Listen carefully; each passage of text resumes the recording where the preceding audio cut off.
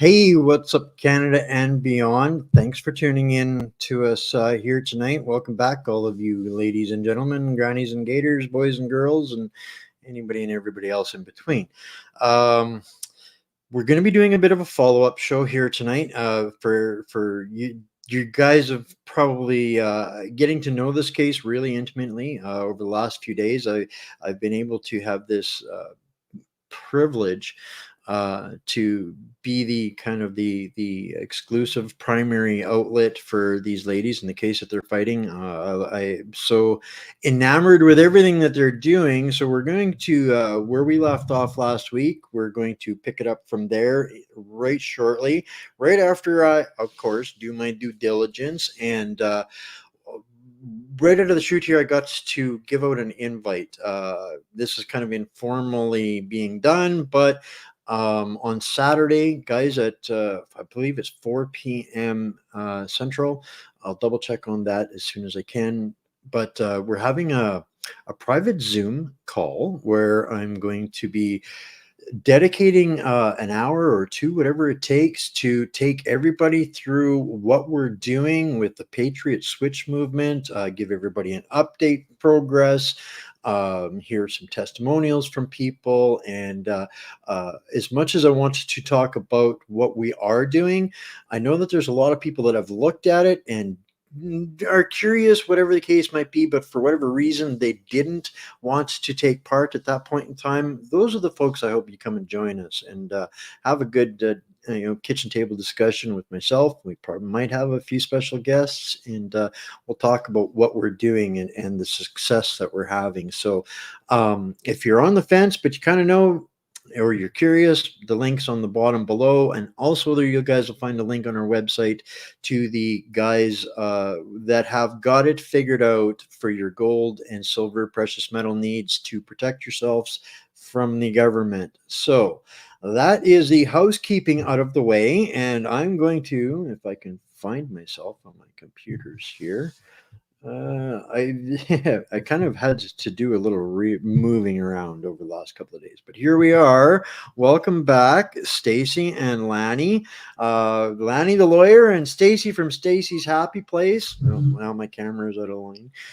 I'll get this figured out yet. That's a beautiful thing, right? Reality. This is absolute unrehearsed. There's no lines. This is, you see, you get what you see.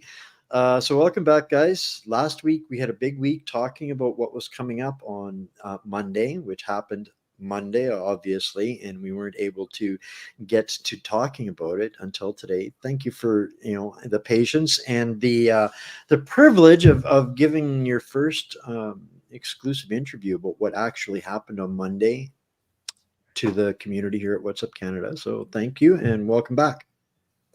Thanks for having us again.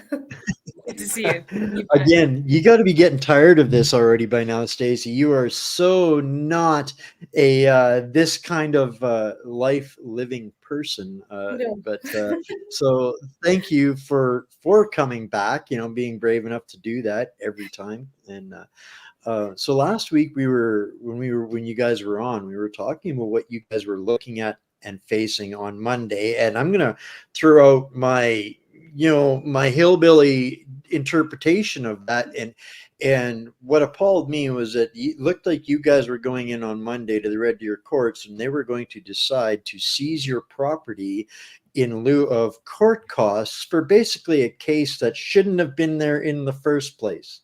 Is that Well, let me falls? give you the lead in. Perfect. Because what's happened is that we've had now 4 applications to dismiss these judicial reviews by AHS, okay? And we have won, 3 of them. We were not awarded costs.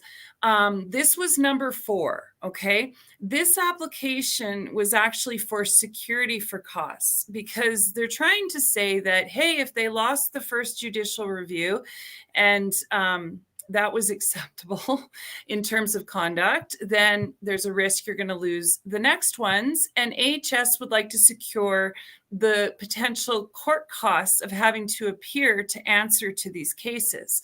So essentially, they're asking for costs in the event that we lose. So this security money has to be paid into the court.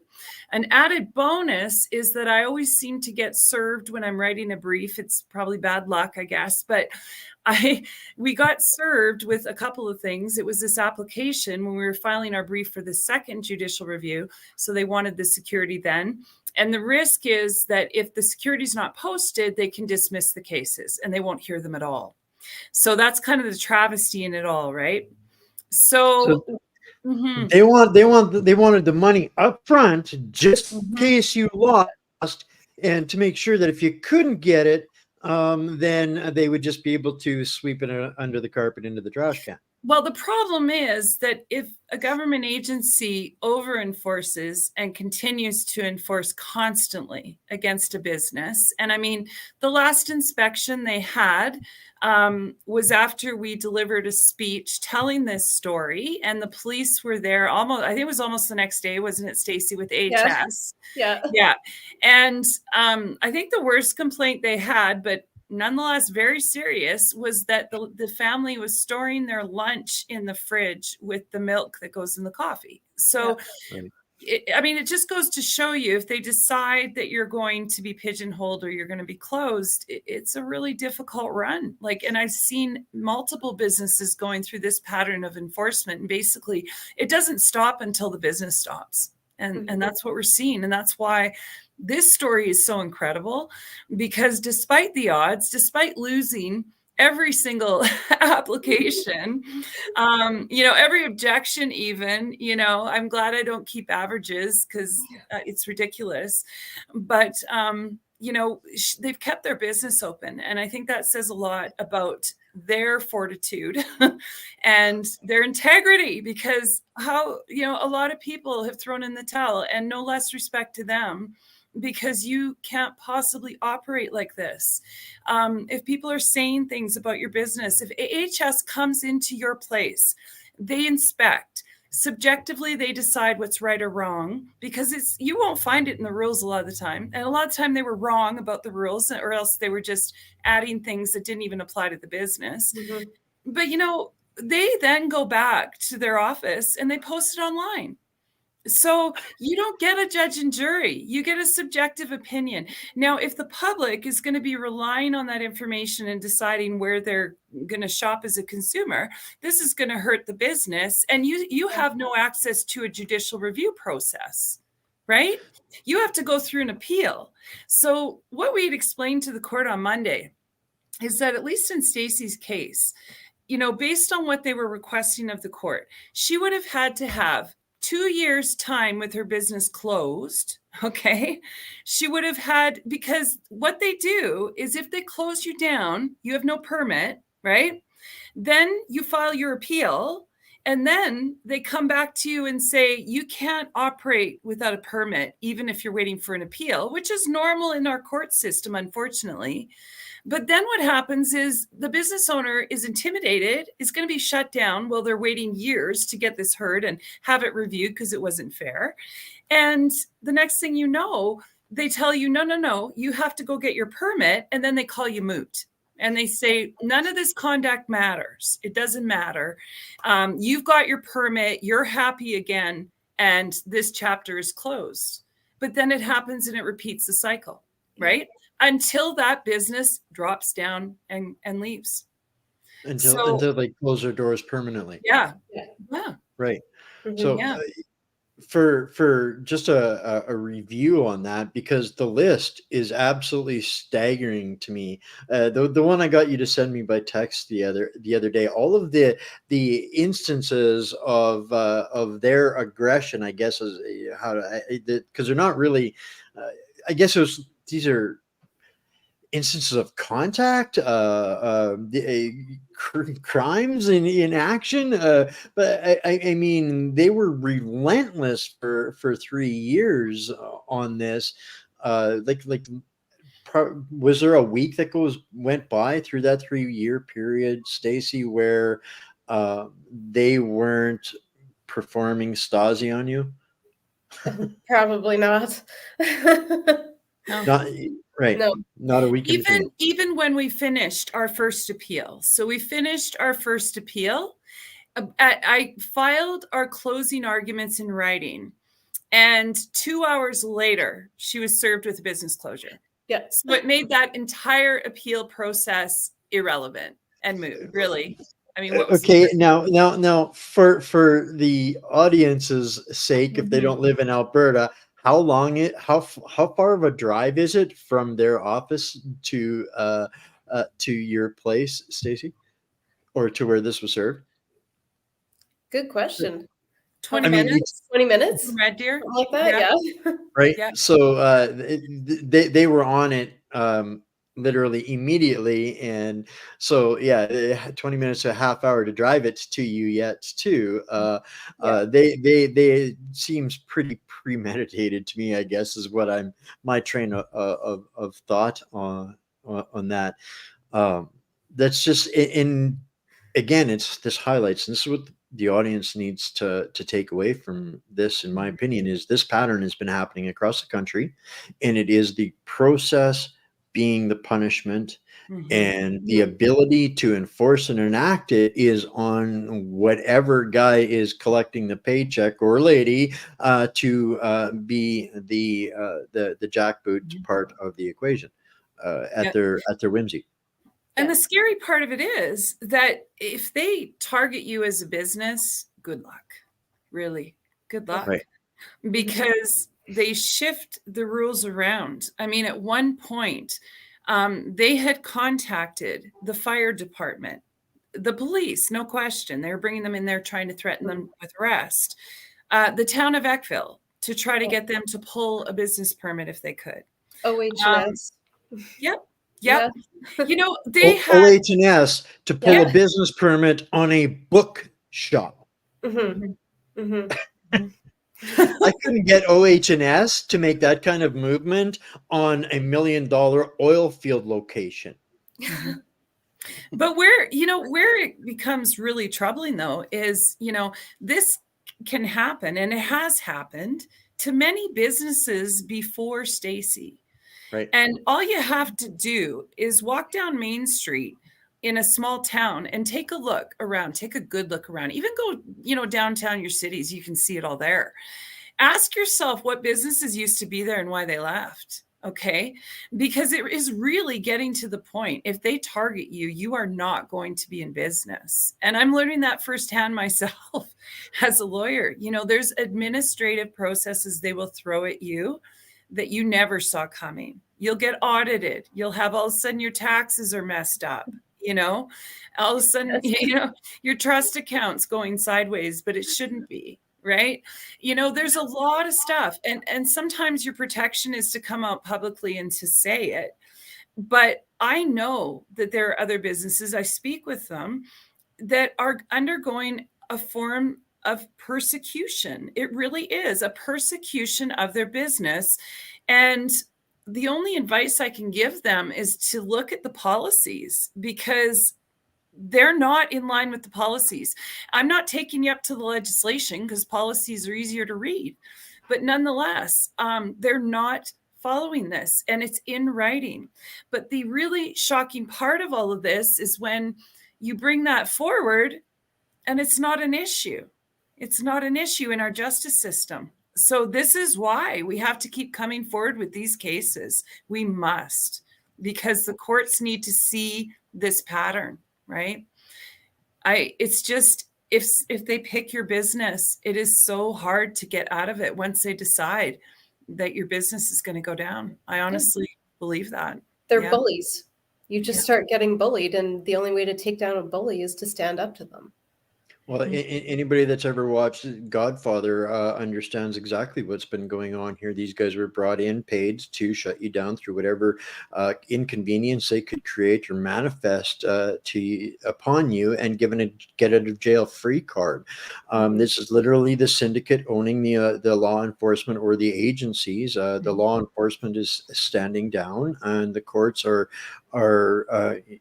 I don't even know how to describe what their behavior. They're not blatantly overlooking it. They're just kind of playing the shell game with it, with these kinds of things. And nobody, and this is the significance again of your guys' case, is most businesses collapse before they get to the point of exposing these many offenses of abuse against a small business. And these are the patterns that people can, and we're establishing something here that somebody needs to take a look at. And that you bring up something very important there, Lani, when you talk about you're wondering. Now I'm seriously wondering, and I think that needs to be a legitimate inquiry as to finding out how many businesses lost their business because of not the legislation, not even the policy, but because of these kinds of tactics. And that's exactly what we have to ask. This is exactly the statistic we need. It really is.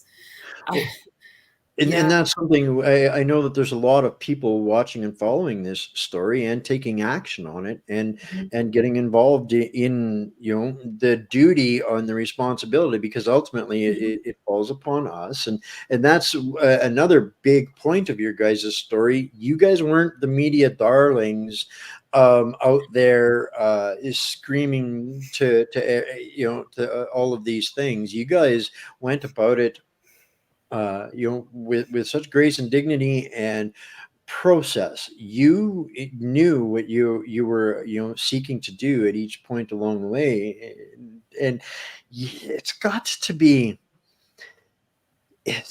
incredibly gratifying and yet incredibly draining. No, you're going to get your butt handed to you, but you know that by getting your butt handed to you, you're going to achieve what you need to achieve, and that's exposing the lie, the corruption, or the crime. Mm-hmm. Yeah. That's why you got to keep showing up. You just got to keep showing up, right? I mean, who doesn't tell their kid that, right? I want to tell specifically to the business owners too. I'm kind of speaking a bit for Stacey, but I know she's a bit shy. But yes, I know that you heard a lot of this, because I think that when this is happening to you, you start to internalize this, and you start to think that you're not an adequate business. You start to think you're not an adequate business person. You start to almost believe what they tell you. And so I just want to tell the business owners out there, you're not crazy. This is real. This is really happening. Yeah. Because I've spoken with a lot of businesses over the years, and the tactics, like, did you know, and I've said this before, I think on a different show, but May 2020, the banks started pulling demand loans from companies that were oil and gas in Alberta because they said they were too speculative. And these businesses were not in default of their loans. So when that happens to a business, that business is done, right? So there's many ways to skin the cat here. And Stacy's Happy Place is one of them that brings together just a lot of viciousness. But this is a collective. There are many different ways that this is happening. I also see businesses who are horrendously struggling against CRA. And I know that's a little bit off topic and probably out of scope for this. But, whenever you throw in a government process, and for Stacey, it's Alberta Health Services, that is where the roller coaster begins. And it's shocking, because I remember at one point looking at these inspectors and saying, you do realize that the viability of this business pays your paychecks, right? What are we doing? Yeah. They literally that. Yeah, because it's true. You know, that night that they refused to leave Staceys happy place physically, that was their third inspection that Thanksgiving. And it was the evening when they were already closed that they Third came inspection, one Thanksgiving, in. Mhm. Yeah. and booked up. And one of them was a plainclothes person, a man, and you didn't have any badges or anything on. So how would you feel if you're a business owner and some man you've never seen comes in and just starts taking pictures of your daughters, right? You met Dana the other night. The other two are younger. So, how are you supposed to feel? And then if you say anything, you're an obstruction, we're going to close you. Or else they're going to put it in a report and they're going to go and put it online. Right. Yeah. I thought these people were here for safety. How does this keep the public safe? That's what we have to start asking, because we are at a point now where the communism has arrived, and we've seen the signs of it for years. But when you end up with empty fees and empty processes such as this, that's when you're living in the throes of communism. And that's where we are. Mhm. How many people are paying government fees and filling out forms and waiting and waiting and waiting and getting nowhere? That's where our systems have been bump stopped right there. So. You mentioned the onset of communism, those process fees, red tape, all of that garbage that has really been destroying Canadian businesses for years. That was the onset. What we're seeing here now in your case, Stacey, is the practical day-to-day use of communism in order to force compliance. So I mean, the precursor was that, and now it is here in full force and effect, in demanding compliance. Fortunately, and this is what inspires me, is you're still here and you're still fighting, which means they haven't won yet. You're not in the gulag. None of us are in the gulag yet. So Exactly. I mean, this is inspiring, and the more people that we get engaged through the documenting of this, and there is no theory. Everything you guys are the living evidence of this. And there, I think, after watching what happened last week, and the response, the public response to hearing your guys' story, and so this was all kind of your first foray into, okay, the public needs to know, we need to get it out there, and we're going to court on Monday. And so we started to do that, and encouraging people to, with respect, go and bear witness to what was going on. So Yes. take us up to Monday, and what was that like? Mm-hmm. Go ahead, Stacey. Overwhelming. Yeah. I was completely blown away by the amount of people that showed up. And like a lot of freedom fighters and stuff, and that's great, people in the know. But there was also some of our own neighbors, just our neighbors from our community, that showed up to see what the process is like and to hear the story, kind of, shortened version, and it made such a huge impression on them, which is exactly what we wanted. People need to learn, they need to know about it. And that was a win for me. That was the biggest win. Even though it wasn't much of a win, as the We quote have of to the celebrate day. every moral victory Yes. we get right now. Even though Right?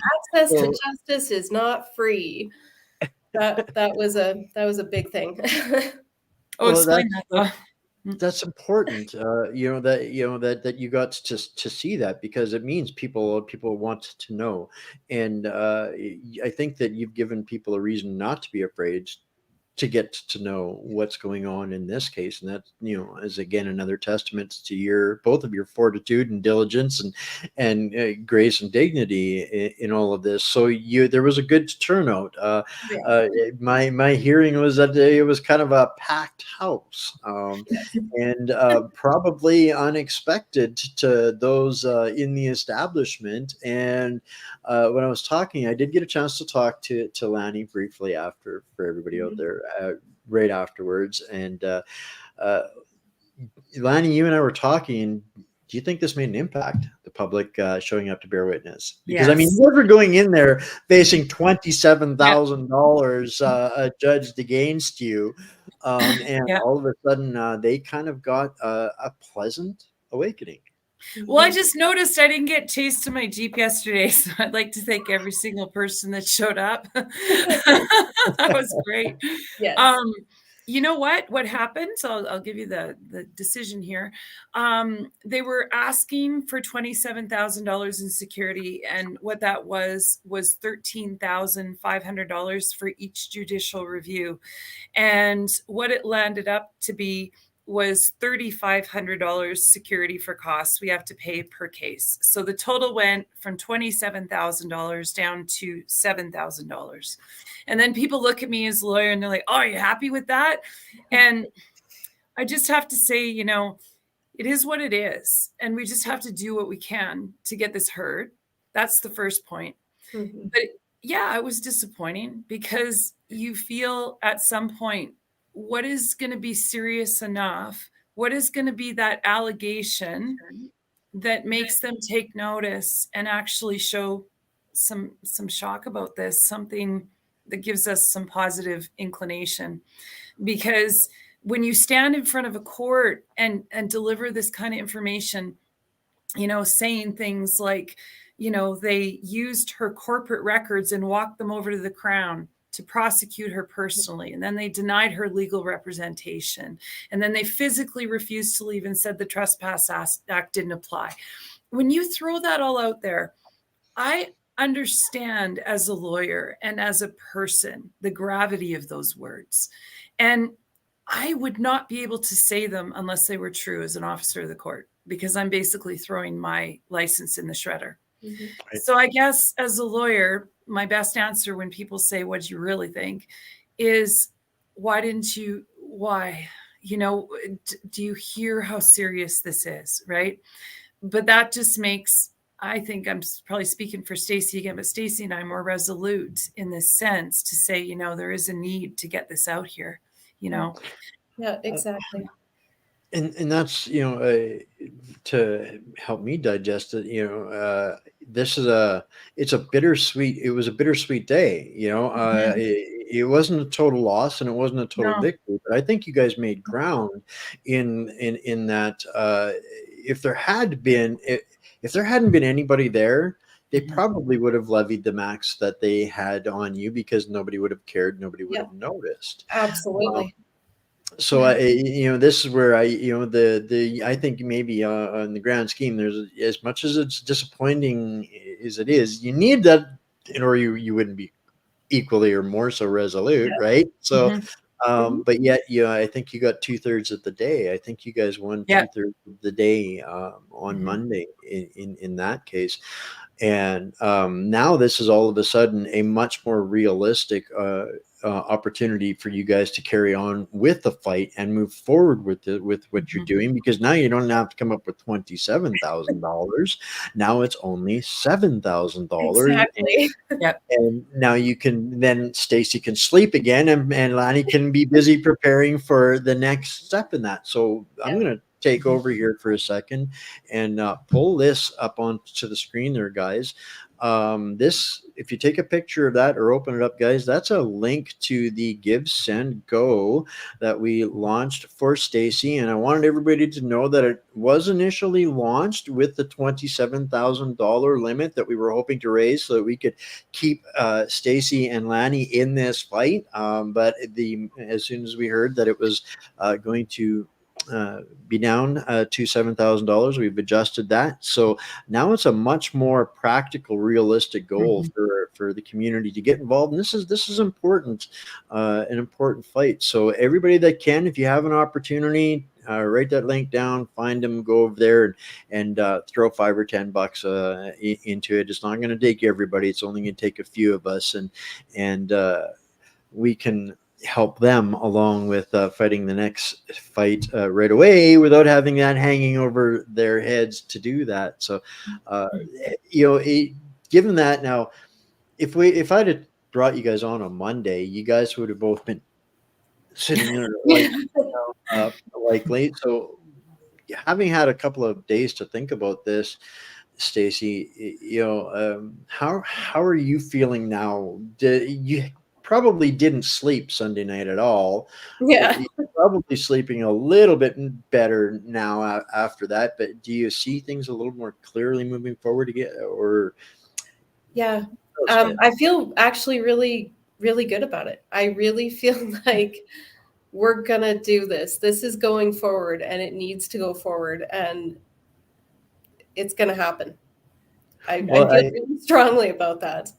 I'm glad to hear that because people need to get involved, and this is something that's worthwhile getting involved in. We can make a difference in it to keep it moving forward.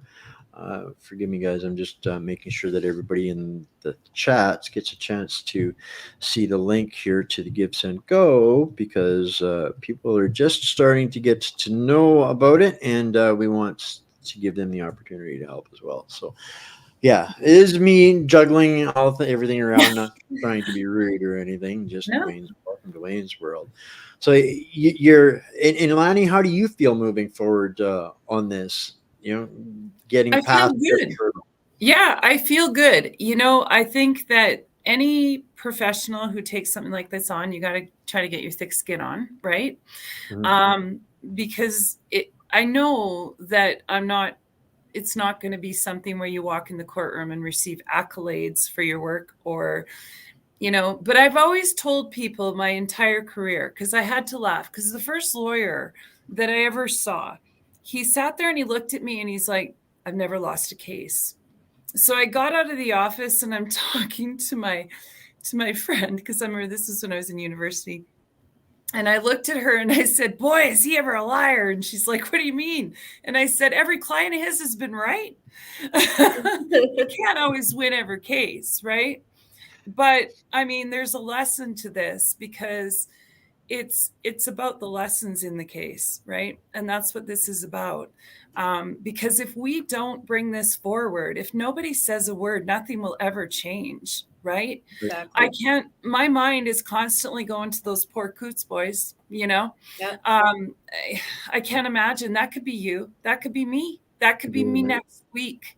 This is Canada and this is what they're doing, So unless we bring these things forward, nobody's going to know. Nobody's going to care, right? Yep.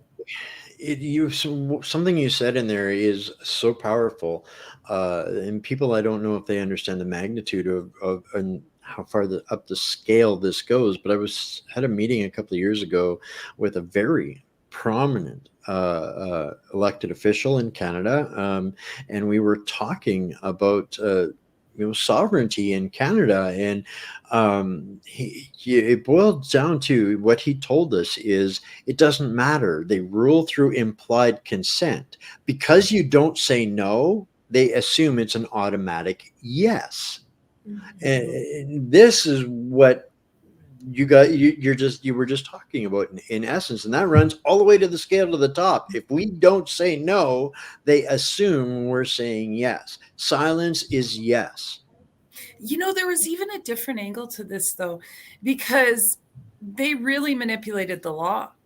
And they made people question their own knowledge of the law, and as limited as it may be, because the lawyers didn't wake up when COVID came to town and all of a sudden they're constitutional lawyers. We really didn't have to worry about this. You wouldn't find a lot of constitutional lawyers, specifically, right? Just out in practice. So, we all had to reconfigure. But the one hook behind this is that it wasn't legal, but they told us that was the law. They inverted the law on us. They made us enforce it, right? So it's all backwards. And with that, your morals are turned upside down. So I really mean it when I say, and I know I repeat myself sometimes, but the first line they got you to cross was the mask. The second one was the vaccine. And the third one is just pulling up your car and parking in that parking spot every day and doing what head office tells you to do. Because when I see these acts where I'm like, why aren't you following policy? Why are you doing this? I usually get the guilty look back saying, oh, it's head office is telling me I have to. No, they're not. No, we all have a moral center, right? This is what standing in your truth really looks like, because we do have a voice. And I was so proud of every person that came to court on Monday. And one thing really struck me. There was a point where the sheriffs kind of elbowed through the crowd and stood at the front of the courtroom while I was making my submissions. And it didn't faze anybody, because everybody was already in order. They were there to listen, and they were there to care.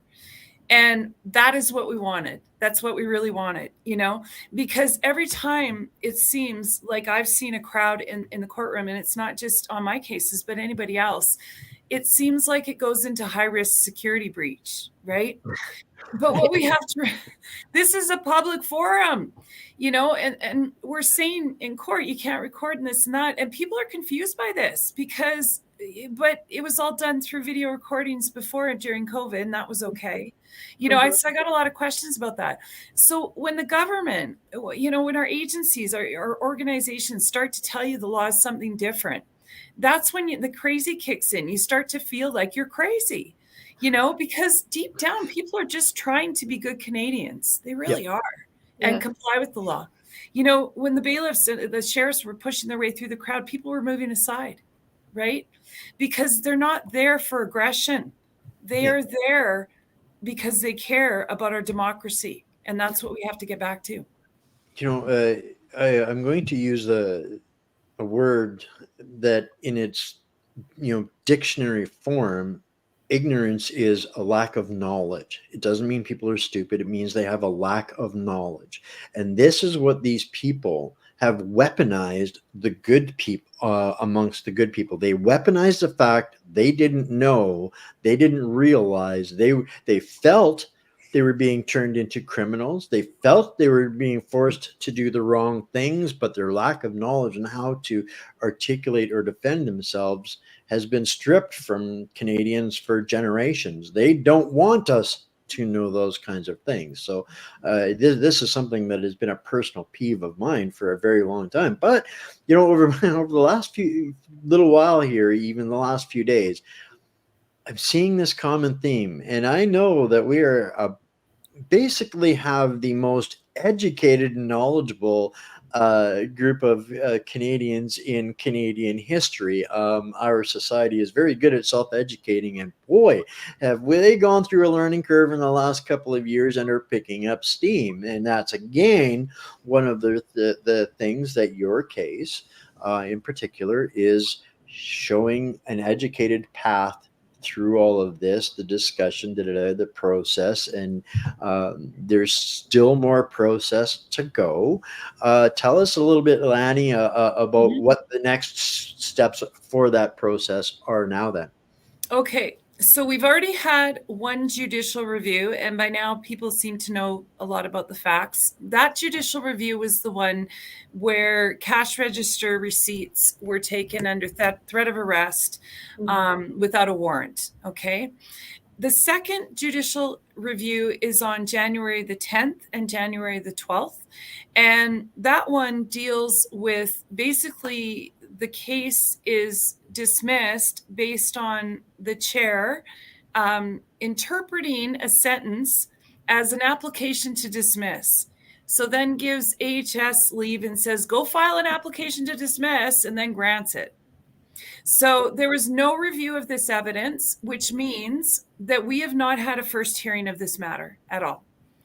And my understanding is that unless it's frivolous and vexatious, which is another word for, suing your neighbor because you don't like his shirt, right? Unless it's frivolous, it should be heard. This is an access to justice issue. So if I had to roll this up and put a label on it, I would say access to justice. And I think every small business should be concerned about this. So with this appeal, number 2, the reason it's so unique is because they delayed our appeal from being heard for 2 months. Gave AHS the opportunity to withdraw their enforcement. And then the board turned around, took a brief written by AHS, pulled a sentence out of it, said they interpreted that to be an application to dismiss for mootness because now there's no enforcement in place. But this is the point, because this is what gives AHS carte blanche to do whatever they want to do. It doesn't matter if it complies with the Public Health Act. It doesn't matter, because they're not subject to review. If they just simply withdraw the enforcement and everybody goes home and calls it moot, you're over, you're done. So now you've got a business who's been financially destroyed, and all of this conduct has happened that's contrary to law, but you have no means to get it reviewed. So what do? You go up to the judicial review process and you apply to the courts. But don't forget, we're 3 years in now, right? How can you stay? And if you go and get a permit for your business, yeah, you're going to be called moot. And if you go, even though all this stuff is online and they're saying all these things about you, and people don't know if it's safe to have a cup of coffee there, right? Yeah. So this is what I mean. And you've said it a couple of times yourself. The process is the punishment. So this is number 2, how it was all orchestrated to be dismissed. We've never had a first hearing of this matter. This is the one where they served the order to close her when I served my closing arguments on appeal number 1 and before the decision, of course. To create a little funny analogy out of this is literally, hey, officer, somebody shot somebody in my store. Hang on, well, I'll see if I've got somebody available. Yeah, Bob, your guy shot somebody over there. Go clean up the crime scene, and we'll make them hang out and wait for a while, and then we'll tell them, oh yes, yeah, no, don't worry about it. No, nothing happened there. There's no crimes to report. No, it's a moot point because the guy died. He's dead. Yeah, This is gone. Dead, right? I mean, this is just bukkake theater to the next level. This is so beyond absurd, and they're literally trying to keep this out of the public record is what I'm getting out of it. But it's the third appeal. Yeah. That's the nail in the coffin. Because that is the appeal where we were able to get testimony on the transcript from the Central Region Director of AHS, the one whose electronic signature comes on the order. And he admitted that, yes, the mandates were illegal, right?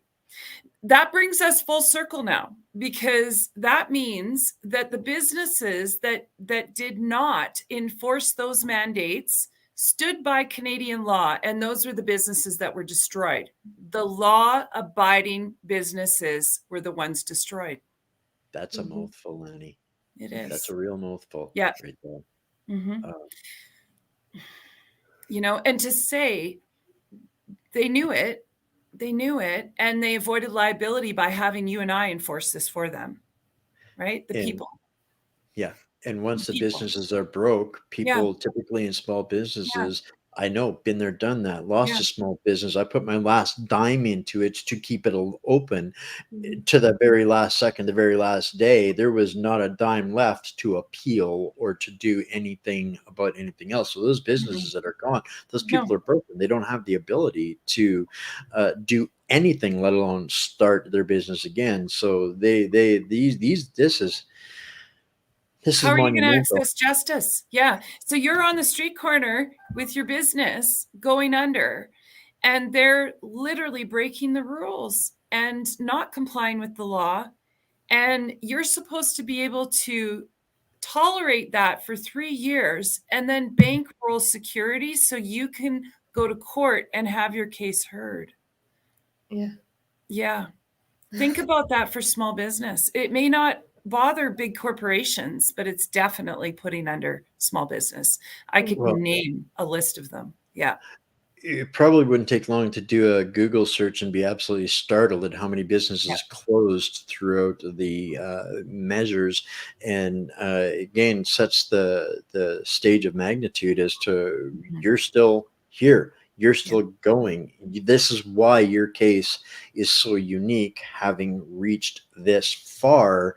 Nobody's been able to stay alive long enough to get that far. Well, here's a good indicator though, hey, because this is all downtown, small town Eckville, right? Is it about 1,200 people? I think. Yeah. Yeah. And how many businesses shut down on this block that you're on, which is the main happening block? And how many have popped up recently? Well, there was, I don't know, maybe 3 in town to begin with, and they Mhm. all complied. And now I think we have a count of 4 or 5 new businesses that New. Yeah. have just opened or are opening in the new year. I think pretty much anybody that looks around their community knows that the only ones that thrived and survived were the big box stores that were deemed essential because they're owned by the same culprits at the end of the day. That's a whole other story. I'll That fill you that was a in. little bit of fun for us too, because they went and took a picture of somebody walking out of Stacy's happy place, and that was, of course, an offense. And so I have a friend who lives close to Costco in Red Deer. So I quickly called her up. Can you go snap a picture of the lineup at Costco right now? She's like, sure. And it was a triple line, right? Because it was summertime and they're all elbow to elbow, right? And Well, it's go deflating though, because even when you put that in front of them, I even put a newspaper article that showed the AHS was having a drive-in movie night, Yeah, but yet a freedom yeah. fighter once was canceled, right? And there's no response, there's no reaction. So you almost feel like you're on a different playing field with reality because you're putting the facts down, you're telling the truth, and it's just this chamber that's not responding to you. It's like, am I crazy? Am I wrong here? We're in the twilight zone. Well, and that's what they did was, they weaponized our ignorance and made us all feel crazy, and nobody could withstand it. The small businesses were specifically targeted, exactly like you were, Stacy, Mhm. across the board. And I personally believe that this was a part of a concerted effort because, bringing up again those big box stores. If you look at who owns them and the people that were doing, oppressing in not just Alberta's case, but across this country. When I looked at where their retirement funds, where these people's unions and all of that is invested in, no wonder they're so eager to be jackboot Stasi zealots because where they're invested is making a fortune. And the more small businesses they close, the more money they make. So that's something that I'm not letting go of. But I mean, that's all part and parcel. None of this is isolated. You are not an isolated case. These people that were doing this to you, they were literally, my description is clone troopers. And there are tens of thousands of them across the country that were paid very well. We paid them very well, whether we call that stolen money or not, but to literally go out and turn honest, law abiding citizens into criminals in order to destroy each other's small businesses. Well, and if you have a business out there and you're watching this going, whew, I don't sell food. This is great. I'm okay. They'll be coming for you too. Yeah, I will. We have a friend and it's sad, but T-Rocks, they want a food permit for T-Rocks. So you have to understand that this is what we are showing through this case is what you can see. It's the sensational stuff. But if I took you down the tunnel as a lawyer and showed you some of the legislation and the policies, it would terrify you, because if they can manufacture a way to get into your business, charge a fee and regulate you, they will. But now you're up against that subjective wall of opinion where you literally have to enamor the government agent in front of you and convince them not to fine you and not to close you. And that goes back to that $650 ticket with the trucker I told you about. It's becoming subjective. And the new world leaders are going to be those government employees. That's going to be the new powerful sector here because they will decide your guilt in the future. But do you want that to decide your livelihood of your family? Right? Well, again, this Yep. is why this is the perfect time Yeah. for the public to bear witness to what is going on and what is happening, but the right way, the right information. And that's where, a lot of the things that got dismissed or disappeared along the way, that's part and parcel as to why they did. The fights were wrong, the arguments were wrong, the language was wrong, the timing was wrong, they didn't have the strength, whatever the case might be. There was a bazillion factors. It's like the last champion standing has created shown us a way how, and you've documented it all, and this is out there now for everybody to see and to learn from. On my website, Lani drafted a set of notes, shall we say, where you guys can get a hard copy of a lot of this kind of stuff as well. And I'm going to get you back, Lani, sometime where that's what I want you to focus on, is that terrifying policy and legislation, because we're at a point where there's enough people out there understand that this is exactly what's going on, and that's the next step in the learning for them. So you let me know when you want to do that, and we'll absolutely do that. So right now, your next case is January 10th. That's your next appearance in court. It's a great time to open a business in Eckville. What are you guys doing in between besides just Christmas? Is there more to do to prepare for this, or what do you see coming over the next little while? I mean, even out of left field, what could possibly be on the agenda? I mean, are you guys going to get it a visit 2 hours from now? Could be. No, really. I wouldn't doubt it. That's just the way it rolls. Yeah. And your sense of paranoia goes away, and it's just replaced with expectation at this point. It really is. Yeah. I'm expecting them to come again next week with the police, or any time this week. And at any given moment, you just never know. Can I ask your viewers a question too? Sorry, I didn't mean to. Oh, for sure. I have a burning question I have to ask. So I'm just wondering, and if people could maybe chat or whatever, I want to know, what would you think of a bunch of lawyers in a Lincoln going across Canada, calling ourselves the court reporter and breaking it down and showing people what's going on? I'm just wondering. You're wondering, would they show up to listen? Yeah, would they watch it? Yeah. Oh, I guarantee. It's a field trip, right? Lani, I mean, if people hear I'm coming somewhere, 300, 400, 500 of them will cram into a barn, and I'm just a heck with, a moose education out of the northern swamps. You're willing to do that? I guarantee you packed houses anywhere. I'm just wondering because the thing is that, what struck me was all of the great questions. Like, people had really good questions. They left it there, and the questions. Yeah, okay, we're doing this. I have a lawyer friend with a Lincoln. That's why I'm asking. Yes, NCI, you got it. So because the thing is, I recognize that a lot of the time we're speaking in code, and it needs to be broken down in terms you can understand, right? And there's times as a lawyer, and this is my own thought and feeling, where I'm kind of embarrassed because I'm doing the lawyer speak, or we're carrying on and nobody understands it. And I just don't think it needs to be like this. I think it can be completely changed in order to give people the understanding they need.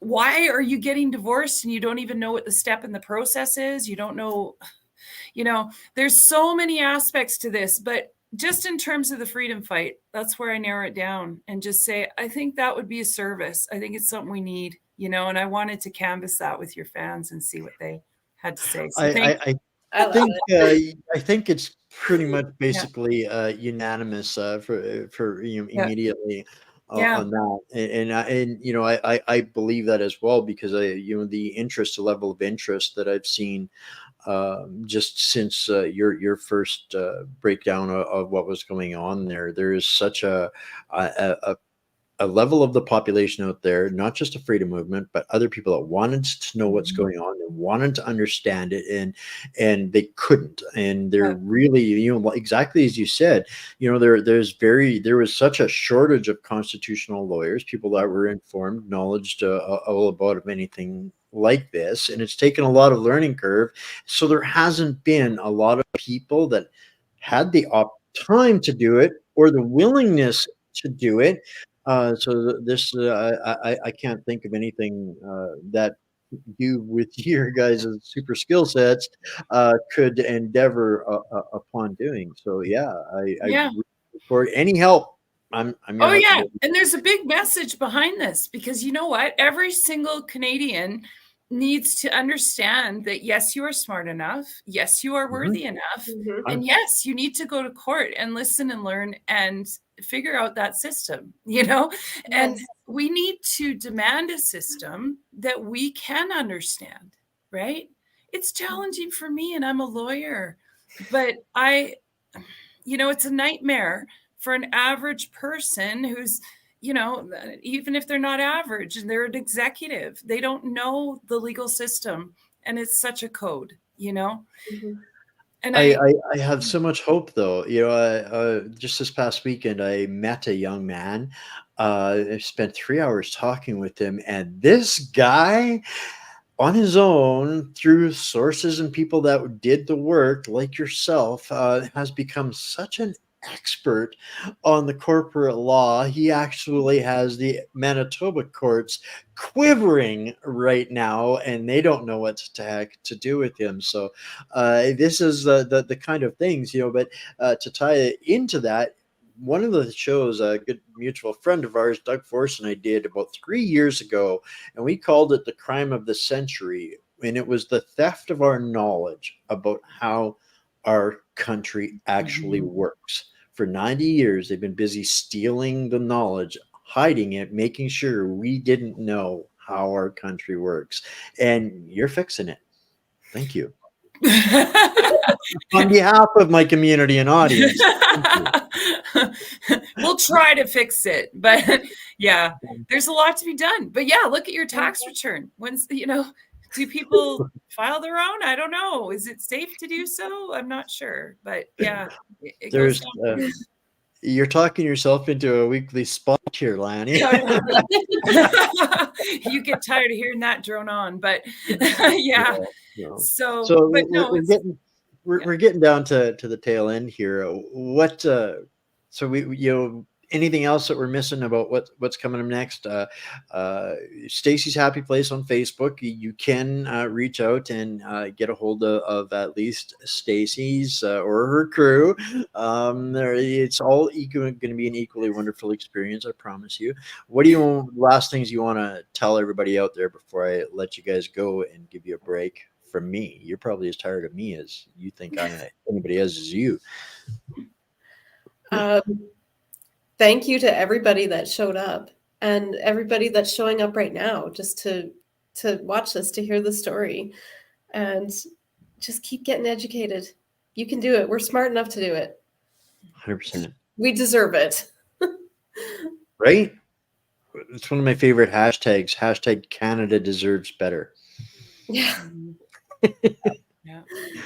And Lani? Yeah. Heartfelt thanks to everybody who came. Really, it makes a difference. It makes a difference because it's a public system, right? And you are welcome there, and you're worthy of being there. It matters when you're there because this is supposed to be a court of public opinion. And I hope this gives people hope, and I hope it raises questions, and I hope it makes people want to learn. I really do, because a little side story. For a year and a half, I was signing up variable rate mortgages, blowing my schedule to pieces, explaining to people what they were because they didn't even know what they were before they signed them. It was like this thing where they were pushing them, and we shouldn't have been signing them during that frame of time, right? And the only reason I can figure that people were in front of me doing that was because they didn't understand it. And so please stop. It's a time when we need to read everything. We need to understand our legislation, and we need to be vested in it. It may not be the most interesting thing you've ever read, but at least know your surface rights, because that will get you through. Just like it's gotten Stacey and her family through. It's because they also educated themselves to understand their rights and their worthiness and their value. And when you have that under your belts, you'll persevere. You will. Yeah. So I hope that gives people hope. I really do. Yeah, You absolutely. guys give me a lot of hope and inspiration and faith in humanity and all of those things that make me feel good. So this has been a nice slice, consecutive run of shows with you guys. Thank you so much Thank you. for doing this. This isn't easy, and I just work for you guys too. And you guys are after hours wedging stuff in and keeping doing what it needs to do and showing up with smiles on your face. I love it. So thank you Thank guys you. again. Thank you. Thank you, Wayne, and thank you, Canada. Yeah, we love this place. Yeah. Awesome, guys. Have yourselves an amazing evening. And wow, I can't help, as difficult and challenging as these discussions are, exactly what I said. I have faith in Canadians. I have faith in what we stand for and what we're doing, and I am so honored and delighted to be able to take part in sharing and bringing these kinds of stories and people to you guys. That is my blessing in life and all of this. But once again, before we head on out of here, find Stacy's happy place on the Give Send Go, and let's give this family a peaceful Christmas. It's not a lot. $5 gift over there will go a long ways, and we'll keep doing what we're doing and helping more people get educated. And I will see if I can't chase Lani back for some other discussions on some other subjects again. But I love y'all from the bottom of my heart. I'll tell you what, guys, none of this works without you. I couldn't do this without you. I couldn't have gotten here without you, and I wouldn't get anywhere after this without you. So I'm eternally grateful for that.